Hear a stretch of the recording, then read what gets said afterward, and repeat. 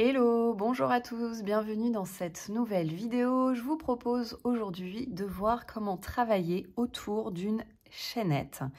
Donc on va voir déjà comment réaliser une chaînette et ensuite comment travailler autour en mailles serrées.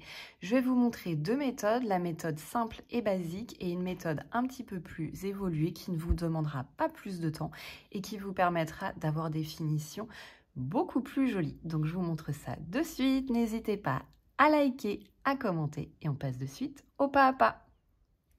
La première étape, c'est de créer déjà la chaînette. Donc, je viens prendre le fil, je pince, je tourne autour de mon doigt, je passe le crochet en dessous, je prends le fil de travail, je tire, je lâche et ça forme un nœud.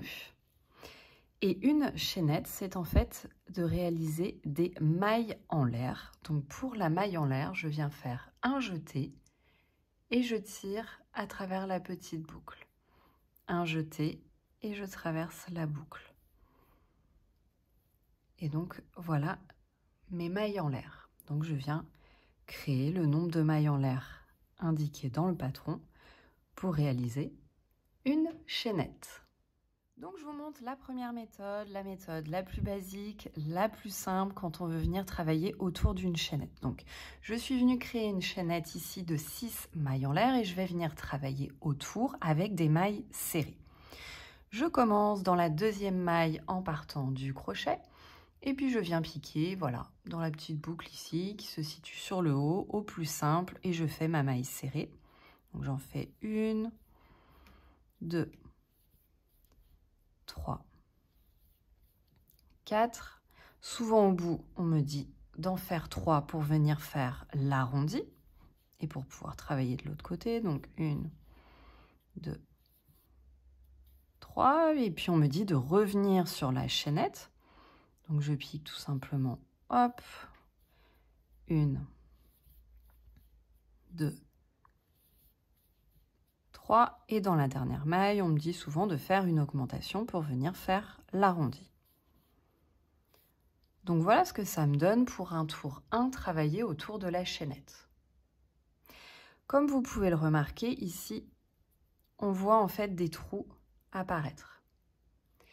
Donc au-delà du fait que c'est peut-être moins joli que l'autre méthode, la ouate risque de sortir. Donc cette méthode-là, voilà, on l'utilise quand on débute, mais il y a mieux.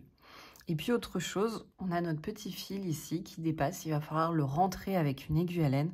Le mieux aussi, ce qu'on peut faire, c'est de le masquer à l'intérieur de nos mailles. Donc je vous montre de suite la méthode pour avoir des finitions plus jolies et plus rapides. Donc avant de vous montrer cette méthode, je vous montre déjà ce que ça peut vous donner comme rendu. Donc là par exemple, j'ai utilisé donc cette méthode plus jolie, avec une plus jolie finition. On le voit ici, il n'y a pas du tout de trou. Ça permet pour ici un petit sac de poupée d'avoir une belle finition. Ça permet également sur un amigurumi comme celui-ci. Par exemple sur le pied, je suis venue donc travailler autour de la chaînette. Et l'avantage ici, c'est que pas de trou, donc c'est joli. Et puis pas de risque que la ouate sorte. Donc je vous montre de suite comment réaliser cette méthode. Comme précédemment, je suis venue monter une chaînette de 6 mailles en l'air. Je vais commencer dans la deuxième maille en partant du crochet. Et cette fois, pour commencer, je vais venir pivoter ma chaînette. Donc je suis, voilà, comme ça. Je vais venir pivoter. Et là, sur l'arrière, je vois une petite boucle. Et c'est dans cette petite boucle que l'on va venir travailler la première partie de la chaînette. Donc, vous avez la première maille, vous commencez dans la deuxième, vous pivotez et vous travaillez dans la petite boucle qui se situe sur l'arrière. Et je fais ma maille serrée. 1, je pique dans la deuxième boucle. 2, 3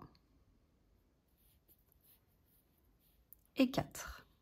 Donc j'ai travaillé le début de ma chaînette dans ce petit brin sur l'arrière que l'on voit encore ici.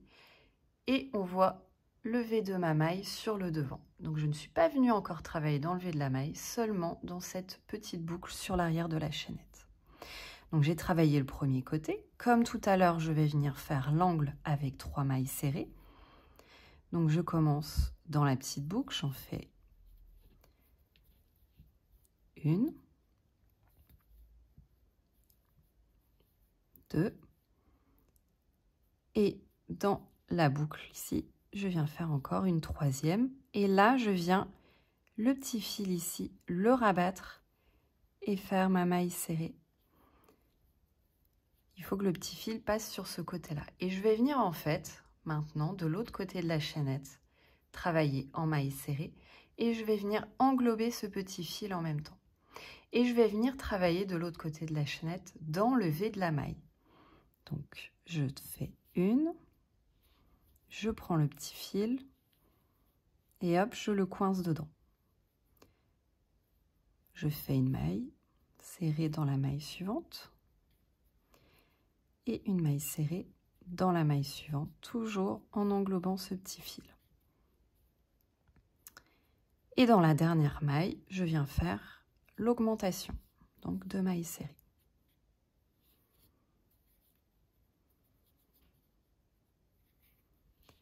Je vous montre. On le voit déjà ici,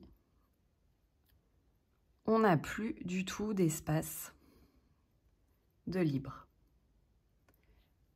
Là, c'est vraiment net, il n'y a pas du tout de trou.